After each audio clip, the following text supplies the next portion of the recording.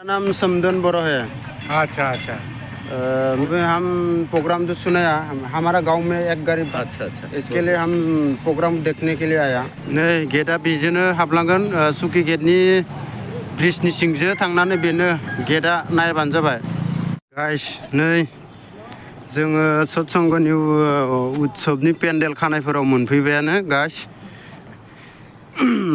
फेब्रुवारि 4 तारिख 2024 नै गाइस आं नोंसोरनो बेनारखौ खोन्थिगासिनो गाइस नायलांबानो जाबाय बेनारा नै बेनो। लोगोफोरजों जों जमा फैदो साबा सयजनसो लोगोफोर। दादा वो 4 तारीख में होगा ना प्रोग्राम? हाँ 4 फरवरी ना। जय गुरु। जय गुरु जय गुरु। हम तो वहाँ पे रहता है। हाँ भैया। वो सिला मुझे में रहता है बक्सा डिस्ट्रिक्ट। अच्छा अच्छा अच्छा अच्छा।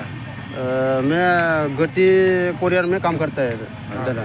और फिर हम प्रोग्राम जो सुनाया आएगा। अच्छा अच्छा। इसके लिए हम प्रोग्राम देखने के लिए आया। बिल्कुल जितना हो सकेगा हाँ, अपना परिवार, अपना रिश्तेदार, अपना परिजन, जितना आदमी हो सकेगा उतना लेके आइएगा, बहुत अच्छा लगेगा।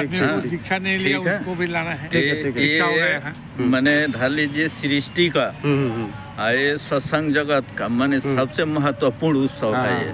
हाँ ठाकुर जी अपनी इच्छा से इस मंदिर को बनाए। ऐसे तो ठाकुर जी का हजारों मंदिर है, लेकिन इस मंदिर, इस विग्रह को ठाकुर जी ने स्वयं अपनी इच्छा से अपने रहते हुए बनवाए हैं। इसीलिए इसका मैंने सत्संग जगत में बहुत महत्व है। अच्छा अच्छा ठीक है दादा। जय गुरु जय गुरु जय गुरु। खूब अच्छा लगा आपसे मिलके।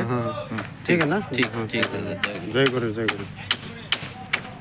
नोंथांमोन रितिक सासे लोगो मोनदोंमोन। रितिकखौथ' आं नामखौ सोंनाय जायासै, एख' सोंनाय जायासै, गावबो रायलायबाय आंजों दसे। आंबो सोंनायसै, आंबो बाक्सानिफ्रायनो फैदों, जों गामिनिफ्राय फैगोन होननानै खोन्थादों आङो। बास गारि गंसे रितिक सासे लोगो मोननानै आंखौ मोजां मोनदों होनदों।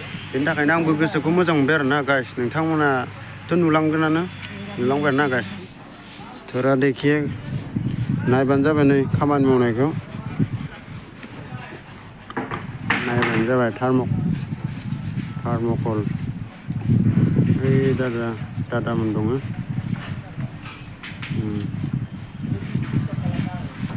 नायबानो जाबाय मोजांथार। सत्संगनि उत्सब फेब्रुवारि 4 तारिख गाइस। नोंथांमोना गासिबो फैबानो जाबाय। जायफोरा आंनि भिडिअखौ चेनेलखौ नायो बिथांमोना फैबानो जाबाय गासिबो सत्संगनि उत्सबाव। एकदम फुंनि 4 बाजियावनो सफैनाय खालामबानो जाबाय गाइस। मोजाङै फैबानो जाबाय ना गाइस। हे मोजांथार नुदोंना, नायबानो जाबाय गाइस। जोबोर समायना नुखादों खामानि मावनायफोरखौ।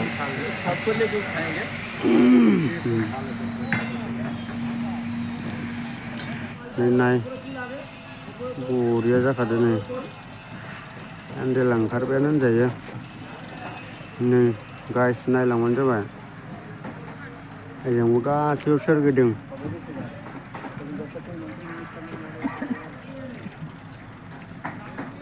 गाइस नायबानो जाबाय। सिङाव हाबबोदों आङो नै प्लाइबर्डनि खालामजोबदों गासिखौबो। बा नायबानो जाबाय नोंथांमोनाबो नै थार्मकलनिबो बानायदों गाइस।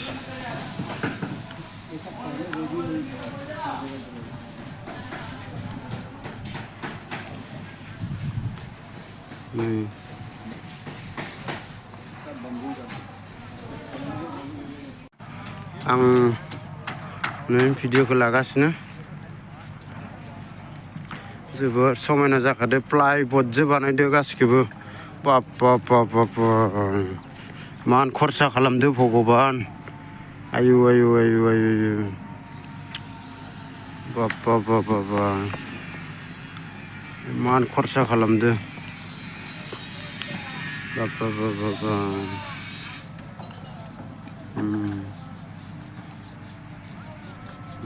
नायलांबानो जाबाय।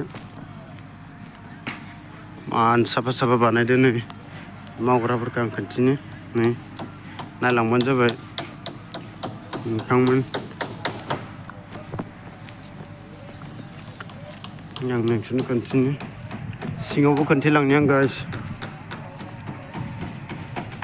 नै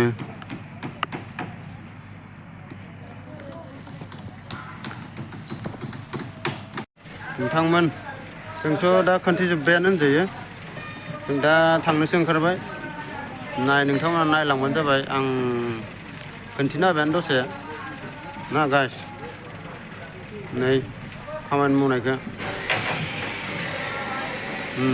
मोजां ना गाइस नोंथांमोना 4 तारिख खालि फुंनि 4टा बाजियावनो मोनफैनाय खालाम गाइस सत्संगनि उत्सबआव गाइस आं सुकिघाट खिनियावनो थाखायो